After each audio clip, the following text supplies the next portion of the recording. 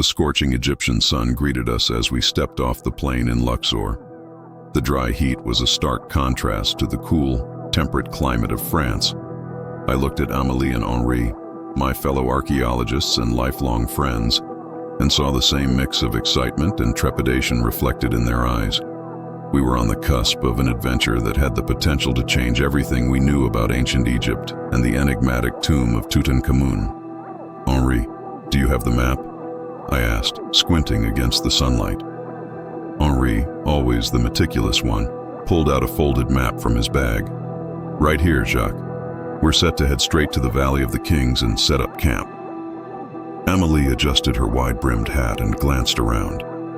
I've been waiting for this moment my entire life, she said, her voice barely above a whisper. To think that we might finally uncover the truth about the curse. We climbed into the waiting jeep, driven by a local guide, Mahmoud. As we bounced along the rugged terrain, I couldn't help but feel a sense of foreboding. The stories about the curse that supposedly plagued the discoverers of Tutankhamun's tomb haunted my thoughts. After hours of travel, we finally arrived at our campsite near the Valley of the Kings. The setting sun cast long shadows over the ancient landscape, and the air was filled with the scent of dust and history. We quickly set up our tents and equipment, eager to begin our exploration the next morning.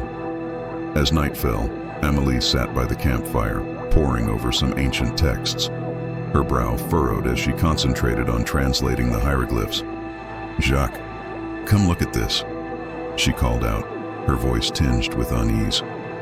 I joined her by the fire, peering over her shoulder. What did you find? She pointed to an artifact she had discovered earlier in the day, inscribed with hieroglyphs that hinted at a curse. These symbols, they're a warning.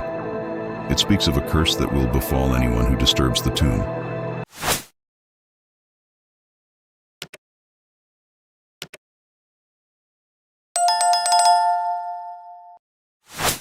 It's eerily similar to the legends we've heard. Henri, who had been examining some pottery shards, looked up.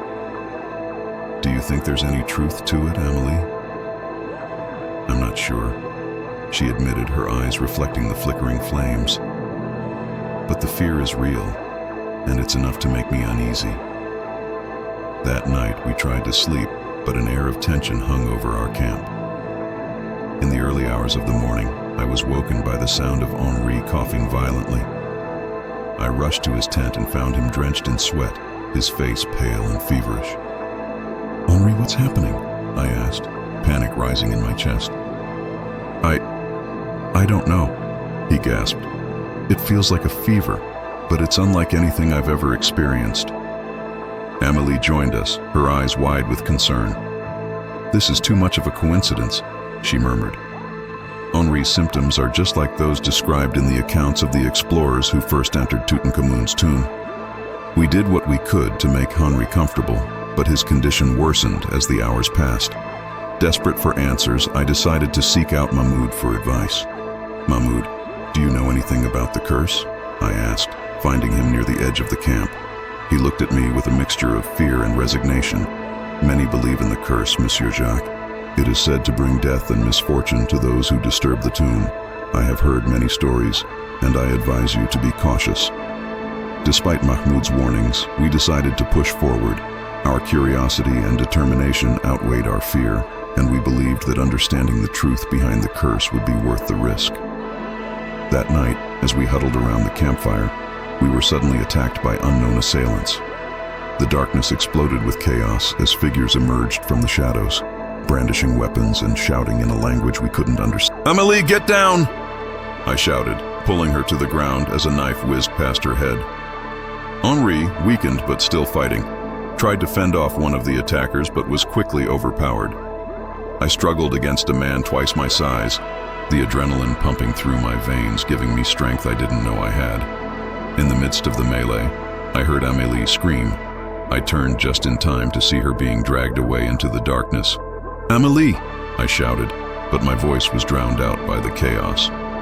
As quickly as they had come, the assailants vanished into the night, leaving us battered and bewildered.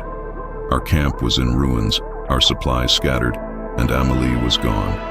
The fear that had been a whisper in our minds now roared like a lion, and and I knew that the true danger of our expedition had only just begun.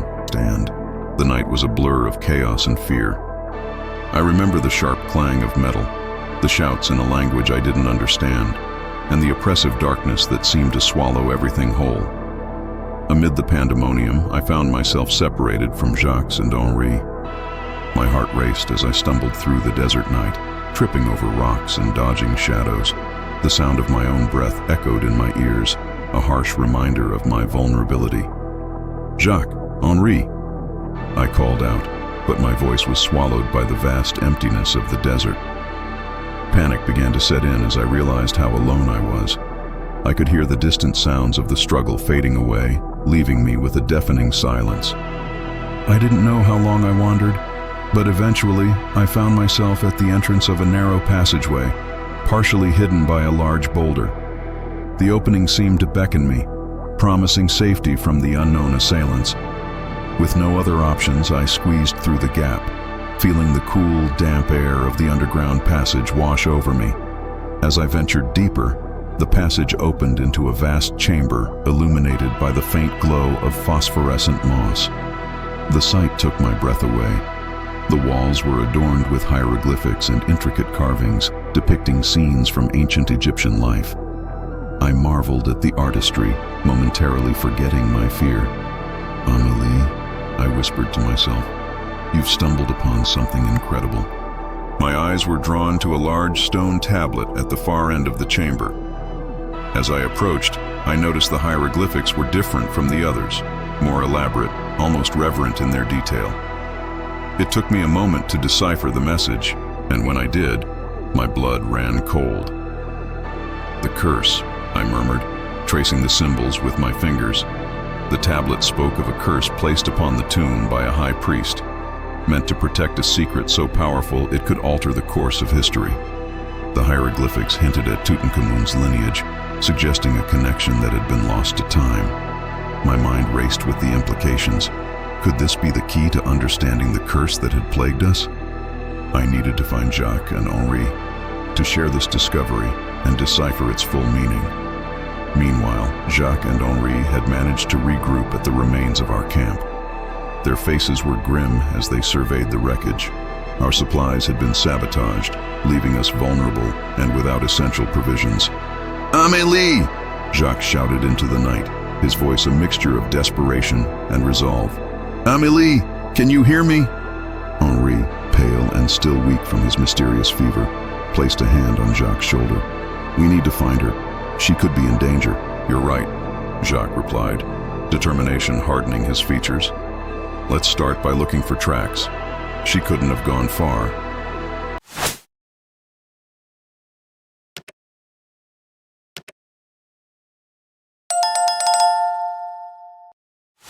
Their search led them to the same hidden passage I had found. Jacques' keen eyes spotted the disturbed earth near the entrance, and he knew I must have gone inside. "She was here," Jacques said, his voice filled with hope. "Let's go." As they ventured into the passage, they moved cautiously, aware of the potential dangers lurking in the shadows.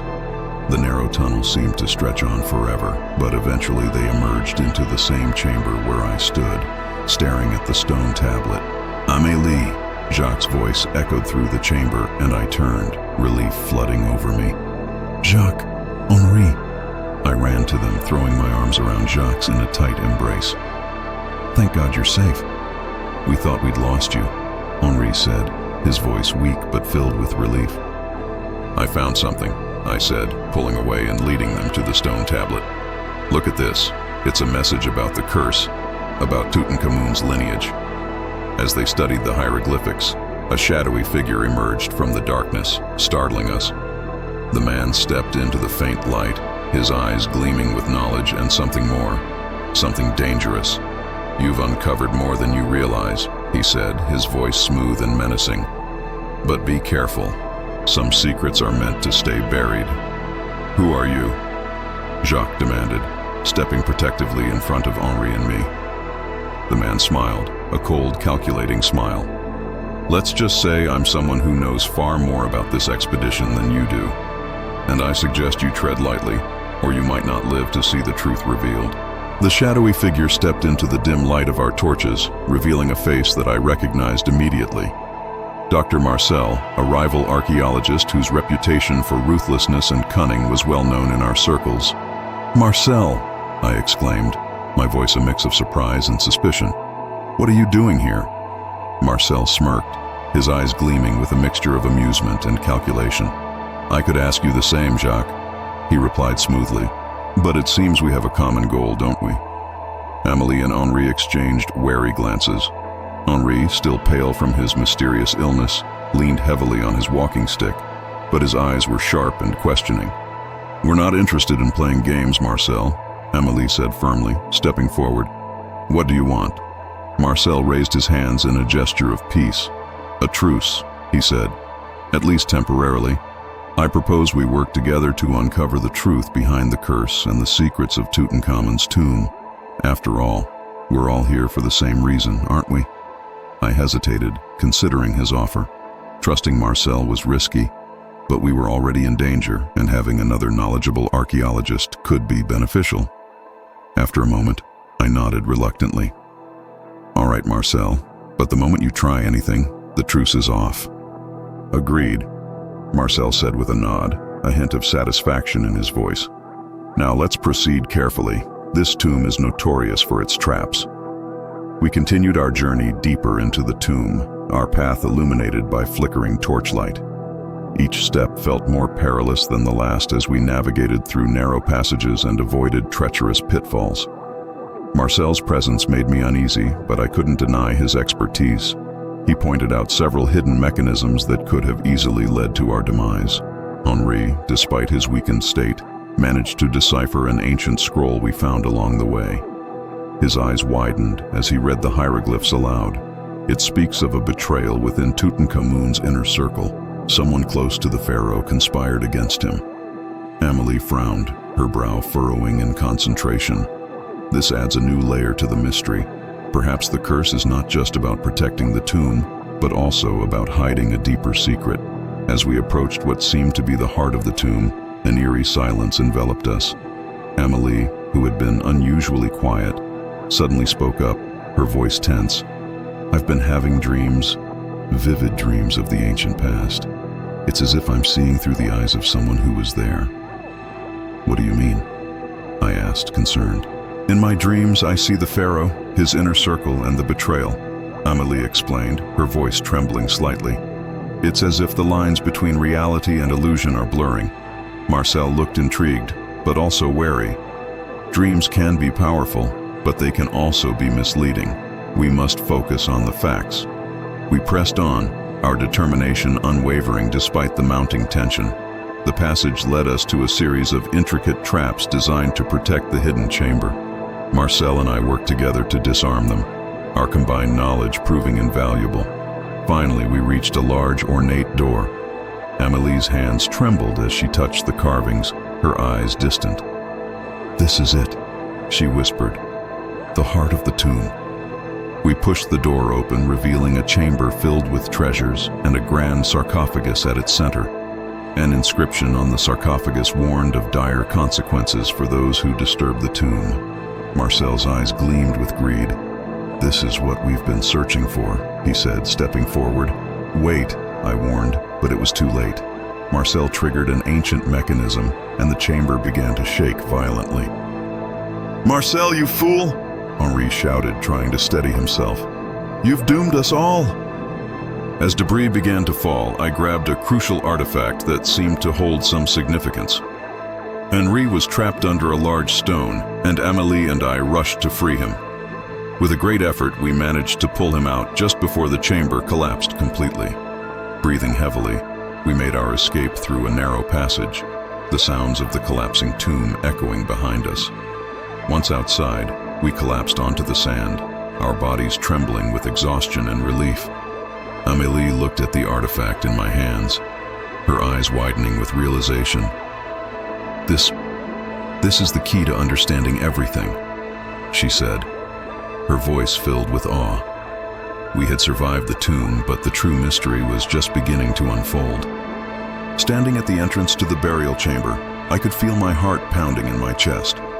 The musty air was thick with the scent of ancient stone and secrets long buried. We had journeyed through endless corridors and avoided countless traps to get here. The dim light of our torches flickered on the walls, casting eerie shadows over the hieroglyphics that adorned them.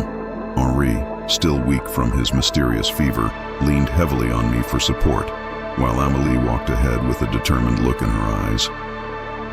"Jacques, look at this," Amélie called out, pointing to an inscription on the massive stone sarcophagus at the center of the chamber. We gathered around her, the gravity of the moment not lost on any of us. "It's a warning," she continued, her voice trembling slightly. "It says, 'Those who dare to disturb the eternal rest of the Pharaoh shall face the wrath of the gods and the curse of eternal darkness.'" Henri let out a low whistle. "Well, that's not ominous at all," he said, trying to lighten the mood, but failing miserably. The weight of the inscription hung heavy in the air. Suddenly, a shadow moved at the edge of our torchlight. Marcel stepped forward, his eyes gleaming with a dangerous mix of excitement and greed. "We've come too far to turn back now," he said, his voice low and intense. "The secrets of Tutankhamun's tomb are within our grasp. We must proceed." I sensed something was off. "Marcel, what are you planning?" I demanded, stepping protectively in front of Amélie and Henri. Marcel's smile was cold and calculating. "I'm taking what rightfully belongs to me. These artifacts are worth a fortune, and I intend to claim them," he declared, pulling out a small, ornate dagger from his belt.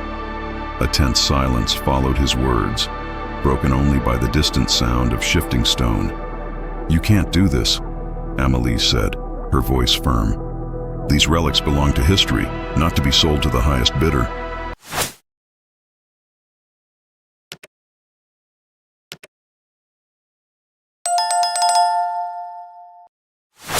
Marcel laughed, a harsh sound that echoed through the chamber. "You're naive, Amélie. The world doesn't care about history, only wealth and power." Before I could react, Marcel lunged at the sarcophagus, prying open the lid with the dagger. An ominous rumble filled the chamber, and the ground beneath us began to shake. "What have you done?" Henri shouted, as the wall started to crack and debris began to fall from the ceiling. "It's a trap," Amélie gasped. "An ancient mechanism set to activate if the tomb is disturbed." We were running out of time. "We need to get out of here now," I yelled, pulling Henri towards the exit. But Marcel was not so easily deterred. He grabbed a golden amulet from the sarcophagus, his eyes wild with triumph. "Fools, this is mine," he screamed, clutching the artifact to his chest. In that moment, a massive stone slab fell from the ceiling, trapping Henri beneath it. "Henri!" Amélie screamed, rushing to his side. I could see the panic in her eyes, but there was no time for hesitation. "Amélie, help me," I shouted, and together we struggled to lift the slab. Henri's face was pale but determined. "Leave me," he gasped. "Save yourselves." "Not a chance," I replied, gritting my teeth as I used all my strength to free him. With one final heave, we managed to lift the slab just enough for Henri to crawl out. "Go, go!" I urged, pushing them towards the exit. The chamber was collapsing around us, the air thick with dust, and the deafening sound of stone crashing to the ground. As we stumbled out of the chamber, Amélie clutched a piece of parchment she had grabbed in the chaos. "Jacques, I think I have the final piece of the puzzle," she said breathlessly. We emerged into the dim light of the outer corridor, the roar of the collapsing chamber behind us. "What does it say?" I asked, eager to understand the secret that had cost us so much. "It's a message from the high priest," she began, her voice trembling with the weight of the revelation. The curse was not real. It was a carefully crafted trap to protect something far more powerful, something that could change everything we know about Tutankhamun and his reign. We had no time to process her words. The ground was still shaking and the ancient tomb seemed ready to bury its secrets forever. "We need to get out of here," I said, urgency driving us forward. As we made our way through the labyrinthine corridors, I couldn't shake the feeling that our discovery was just the beginning. The truth about Tutankhamun, the curse, and the artifact Marcel had stolen was more than we had ever imagined. Little did we know, the real danger was yet to come. Emerging from the tomb, We found ourselves immediately surrounded by Mahmoud and his men. The sudden confrontation left us breathless, and the weight of the artifact in my hands felt even heavier. Mahmoud's once friendly demeanor had shifted to something cold and authoritative. "Hand over the artifact, Jacques," Mahmoud commanded, his eyes narrowing as he extended his hand. I hesitated, clutching the artifact tighter. "What is this about, Mahmoud?" "We trusted you." "You misunderstand," Mahmoud replied. "We are not your enemies. We protect the Pharaoh's legacy. Come with us, and you will understand." With no other choice, we were escorted to a hidden temple, deep within the desert. The structure was ancient yet remarkably well preserved, its walls adorned with hieroglyphs that told tales of pharaohs and their divine right to rule. Inside, we were brought before Selim, the leader of this secret society. His presence was imposing and his voice carried the weight of centuries. "Welcome, Jacques, Amélie, Henri." Selim greeted us, his eyes scanning each of us with a look that seemed to pierce our very souls. "You have ventured far and uncovered much, but there is more you must know." Henri, still weak from his illness, leaned heavily on Amélie. "What is it you want from us?" he asked, his voice strained but resolute. Selim gestured to the artifact I held. "That artifact is not merely a relic. It holds a dark power that, if unleashed, could bring devastation. It was created by the High Priest to protect a secret weapon of immense destruction." Amélie looked at the artifact with a mixture of awe and fear. "But why would they create something so dangerous?" "To ensure the Pharaoh's enemies never triumphed," Selim explained. "The curse was a ruse to deter grave robbers, but the true threat lies within that artifact." Henri's eyes widened with realization. "I remember now.